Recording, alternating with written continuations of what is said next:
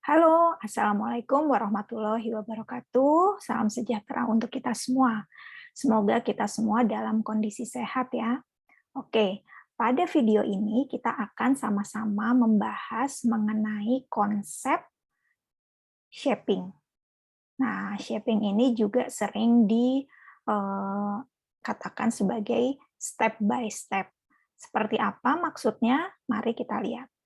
Tapi sebelum kita mulai terkait dengan shaping, maka saya ingin mengulang sedikit mengenai konsep reinforcement.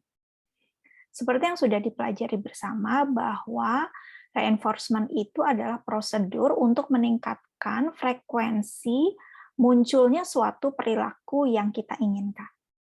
Misalnya, kita ingin pasangan kita untuk tampil rapih, misalnya gitu ya, kalau perempuan-perempuan ya. Nah, sedangkan yang pasangan kita itu pengennya rambutnya gondrong dan lain sebagainya. Nah, dengan kita memberikan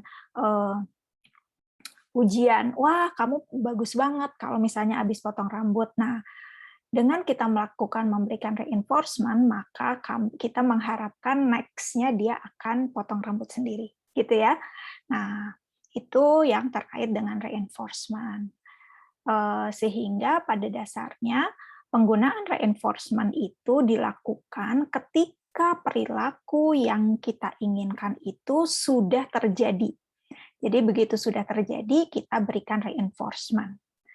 Tidaknya tidak sering terjadi, tapi pernah terjadi, gitu ya. Oke, occasionally. Nah, tapi kalau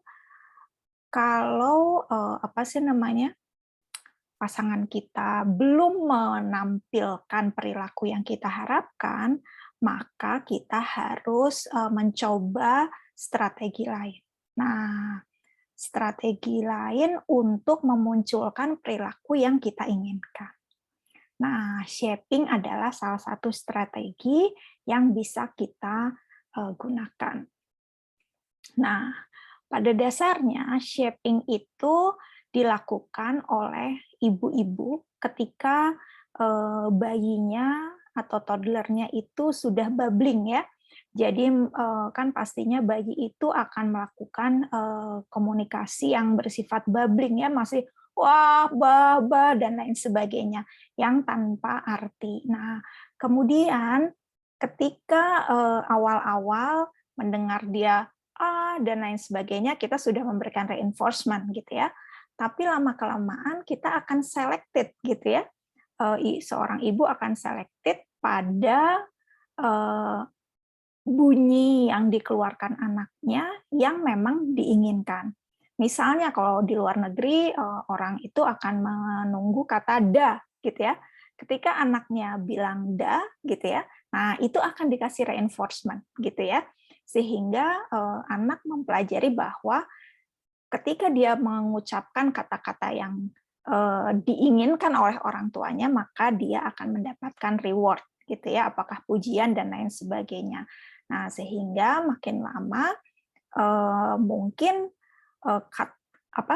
suara-suara yang tadinya awalnya itu kita apresiasi, lama-lama kita tidak apresiasi lagi, tapi kita hanya memberikan apresiasi atau reinforcement kepada kata-kata yang menyerupai kata yang nantinya merupakan suatu yang bermakna, dan lama-lama nantinya kepada suatu kalimat tertentu, gitu ya.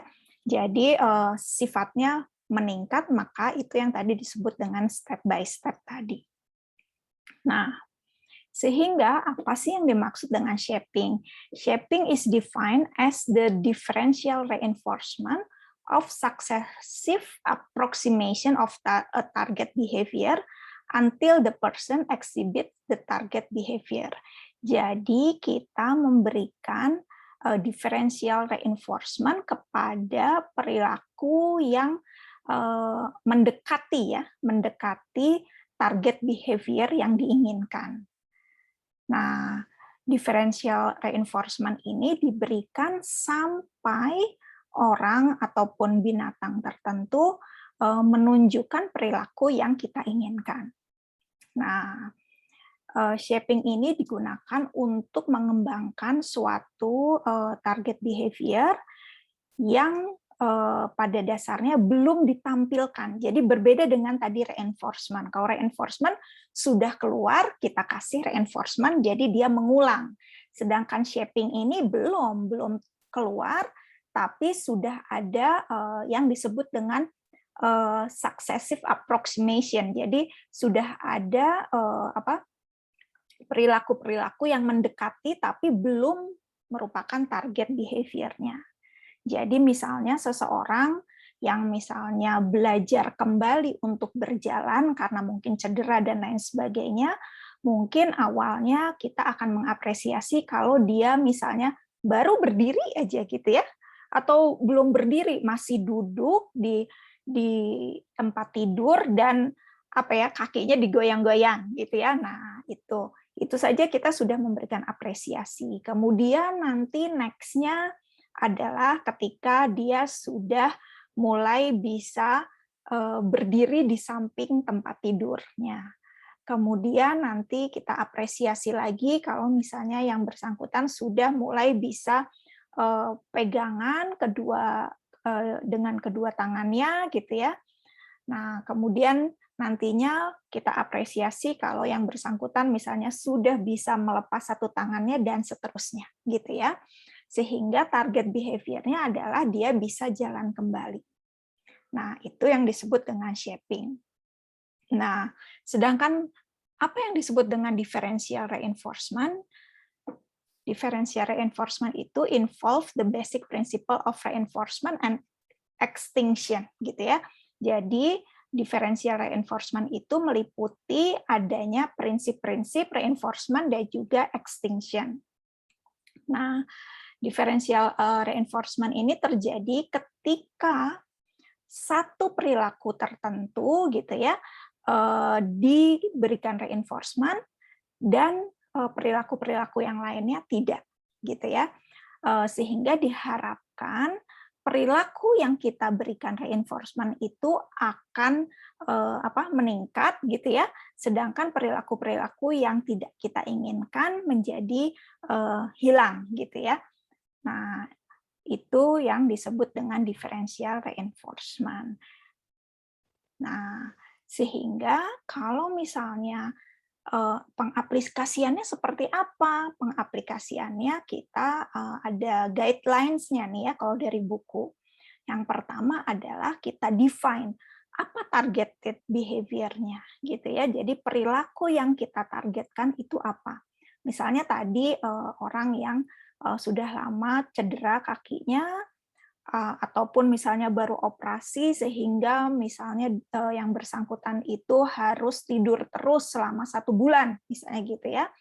Nah, sehingga target perilaku yang kita harapkan adalah pasien tersebut bisa jalan kembali ya, bisa melakukan aktivitas secara mandiri pastinya. Nah, kemudian kita lihat apakah benar shaping itu merupakan prosedur yang pas gitu ya. Jadi kita lihat kalau misalnya ternyata yang bersangkutan itu sudah langsung bisa jalan misalnya gitu ya, kita tidak menggunakan lagi strategi shaping, atau misalnya dengan kita beri contoh yang bersangkutan bisa melakukan itu kita tidak usah pakai shaping. Tapi kalau misalnya yang bersangkutan itu sudah menunjukkan perilaku-perilaku yang misalnya sudah mulai duduk dan lain sebagainya, kita bisa shaping agar lama-kelamaan yang bersangkutan itu bisa jalan sendiri. Nah, kemudian kita harus mengidentifikasi the starting behavior-nya. Jadi apakah starting behavior-nya itu ketika dia baru bolak-balik di tempat tidur, oh mungkin tidak. Tapi ketika yang bersangkutan itu sudah duduk, gitu ya, sudah bisa duduk, kemudian kakinya diuncang-uncang ya kalau orang Sunda bilang ya. Jadi digerak-gerakkan sudah bisa berapa menit, kemudian kita kasih reinforcement, kemudian makin lama, misalnya tadinya cuman kuat duduk 5 menit, kemudian menjadi 10 menit, kemudian akhirnya bisa turun dari tempat tidurnya dan lain sebagainya. Nah, kemudian choose the shaping steps gitu ya. Jadi kita membuat step-stepnya apa saja sih dari mulai duduk sampai nantinya yang bersangkutan itu bisa jalan. Nah, kemudian choose the reinforcer gitu ya. Jadi reinforcement-nya juga merupakan hal yang harus kita pikirkan. Nah, menurut penelitian-penelitian, reinforcement-nya itu harus segera setelah perilaku yang diinginkan itu ditampilkan, ya. Nah, biasanya bentuknya reinforcer-nya ini bisa merupakan token, misalnya anak kecil ya.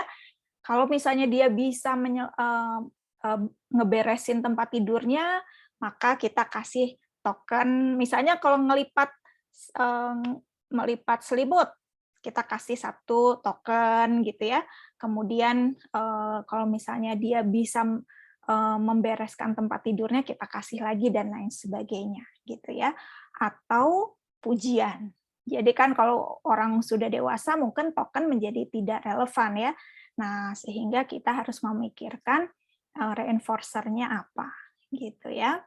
Nah, kemudian differentially reinforce successive approximation.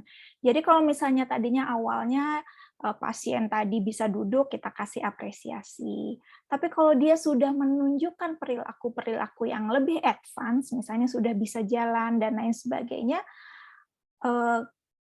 reinforcement tidak lagi diberikan kepada posisi ketika dia duduk, gitu ya. Jadi kita hanya memberikan kepada satu perilaku yang misalnya kita inginkan, dan yang sebelumnya yang kita sudah tidak inginkan sudah tidak kita kasih lagi reinforcement. Kenapa? Karena kalau misalnya tetap diberikan reinforcement, maka yang bersangkutan susah move on ya, susah pindah ke target perilaku berikutnya. Nah, kemudian move through the shaping steps at a proper pace. Jadi kita bisa lihat sejauh mana yang bersangkutan itu bisa pindah dari satu step ke step yang lain. Nah, kenapa tadi kita pertama harus define the target behavior? Karena kita nantinya bisa mengukur apakah target behavior itu sudah tercapai atau belum. Nah, itu adalah prinsip-prinsip dasar mengenai shaping. Untuk lebih jelasnya, Anda silakan membaca buku di mana di situ ada penjelasan mengenai pengaplikasiannya dan juga bagaimana penelitian-penelitian terkait dengan konsep shaping ini. Nah, silahkan Anda nanti pelajari sendiri dan juga membaca artikel dari Skinner, terutama yang terkait dengan shaping. Begitu saja, terima kasih. Wassalamualaikum warahmatullahi wabarakatuh.